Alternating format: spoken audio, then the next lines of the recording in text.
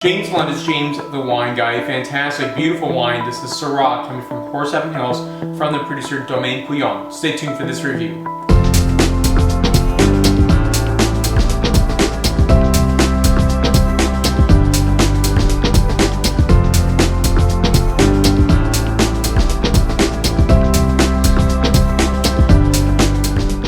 I love this Syrah coming from Horse Heaven Hills. It is really one of these regions where I think in, say, the collective imagination, often people think that Syrah, the most northerly portion, would be in California, and nothing north of California state line happens from here. Not true. We obviously know of Pinot Noir coming from Oregon. So in Washington, you have an immense collection of wine grape varieties. That is, say, in this particular region, Horse Heaven Hills, Syrah, you have Cabernet Sauvignon, you have all the Bordeaux and the Rhone varieties being grown in this region. So this producer is based in a small town in Lyle, Washington, and that is in the Columbia Gorge. So I hope to visit in person someday. I love this producer, and every single wine they produce is fantastic.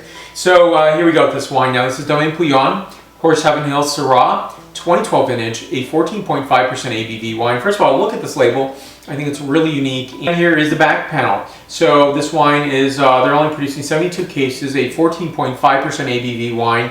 And I think this is a remarkable wine. And as far as I understand, it sells out every single year. And the appreciable point of this wine is that it's not one of these, absolutely berry intensive, very berry intensive wines. That it's not going to be just a fruit bomb. Instead, it's a much more sophisticated Syrah.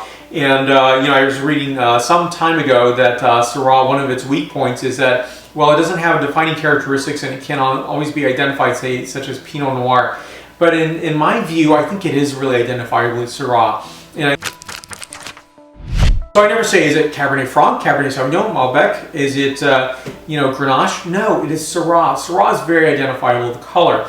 And so each producer does a different variation on a theme. So Horse Heaven Hills is producing delightful fruit, and I love the tonality on this wine, the balance of character, superbly and nicely dry yet expressive.